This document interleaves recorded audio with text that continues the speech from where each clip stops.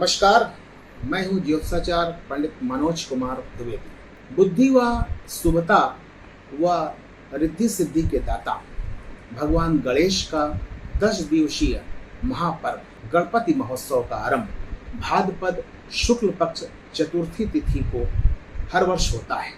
इस वर्ष इसका आरंभ 7 सितंबर शनिवार से होगा। भगवान गणपति की उपासना से हर कार्य सिद्ध होता है और ऐश्वर्य की प्राप्ति होती है।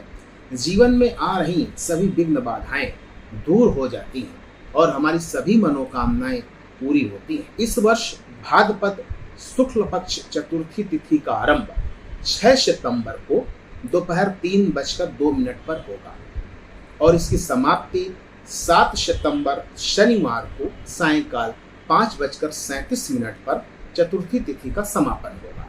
7 सितंबर को उदया तिथि के अनुसार चतुर्थी तिथि होने के अनुसार भगवान गणपति की स्थापना 7 सितंबर शनिवार को शुभ मुहूर्त में की जाएगी। अब क्या रहेगा भगवान गणपति के मूर्ति स्थापना का शुभ मुहूर्त, इस बारे में भी बात कर लेते हैं। 7 सितंबर शनिवार को सुबह 10:51 से दोपहर 1:21 तक भगवान गणपति की मूर्ति स्थापना का शुभ मुहूर्त रहेगा और ये समय या ये अवधि 2 घंटा 30 मिनट की होगी। श्री गणपति की मूर्ति स्थापना में इस बार कुछ अद्भुत संयोग बन रहे हैं। चित्रा और स्वाति नक्षत्र का युग्म होगा और ब्रह्म योग में पूजन आरंभ होगा। अगले 10 दिनों तक ये पूजन चलते हुए अनंत चतुर्दशी 17 सितंबर को सतविसा नक्षत्र में भगवान गणपति की विदाई होगी। मूर्ति स्थापित करते समय दिशा का भी ध्यान रखना है, तो आइए अब इस विषय पर भी चर्चा करते हैं। श्री गणेश चतुर्थी पर भगवान गणेश की मूर्ति घर के ईशान कोण में स्थापित करते हैं। सही दिशा इसलिए भी महत्वपूर्ण है कि यदि सही दिशा में मूर्ति की स्थापना होगी तभी हमें उसका शुभ फल मिलेगा। घर में उत्तर पूर्व का स्थान ईशान कोण माना जाता है। यदि किसी वजह से ईशान कोण में मूर्ति स्थापित ना कर सकें तो पश्चिम या फिर उत्तर दिशा में स्थापित कर सकते हैं।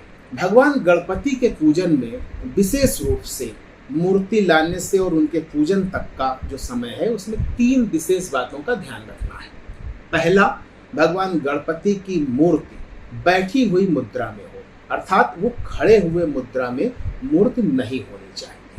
भगवान गणपति की मूर्ति में जो उनकी सूंड है वो उनके बाएं तरफ होनी चाहिए, यानी लेफ्ट साइड पे उनकी सूंड होनी चाहिए, या विशेष रूप से बाएं तरफ की सूंड सुख समृद्धि और शांति देने वाली मानी जाती है। एक और विशेष बात का ध्यान रखिए कि जब भी आप मूर्ति खरीदने जाएं तो भगवान गणपति के एक हाथ में मोदक जरूर होना चाहिए और एक और विशेष ध्यान दें कि उनका वाहन मूषक भी उस मूर्ति में उनके साथ होना चाहिए।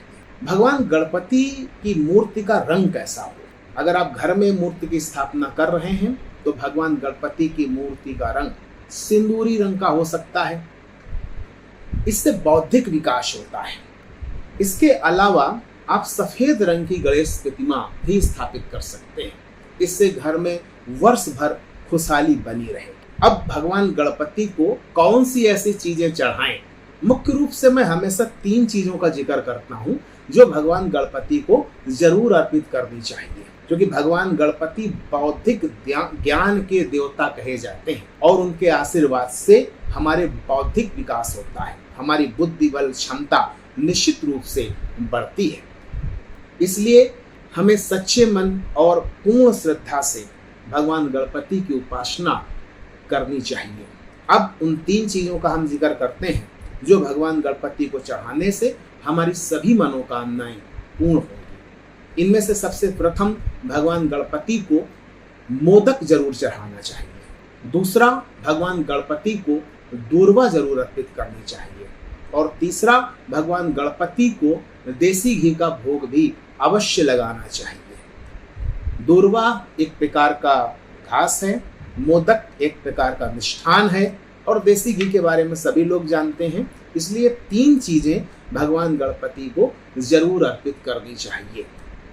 अगर हम इस तरीके से विधि विधान से भगवान गणपति की पूजा करते हैं तो आप विश्वास रखिए कि इस वर्ष भगवान गणपति की पूर्ण कृपा हमारे परिवार और हमारे समाज में निश्चित रूप से मिलेगी।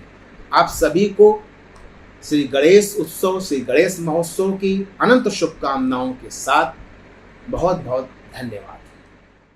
सत्य, सनातन, संस्कृति, वैदिक साहित्य, पौराणिकता और प्राचीन सभ्यता से जुड़ी रोचक जानकारी प्राप्त करने के लिए द हिंदू टुडे चैनल को सब्सक्राइब और शेयर करें। और हाँ, नोटिफिकेशन के लिए कृपया बेल आइकॉन भी ज़रूर दबाएं।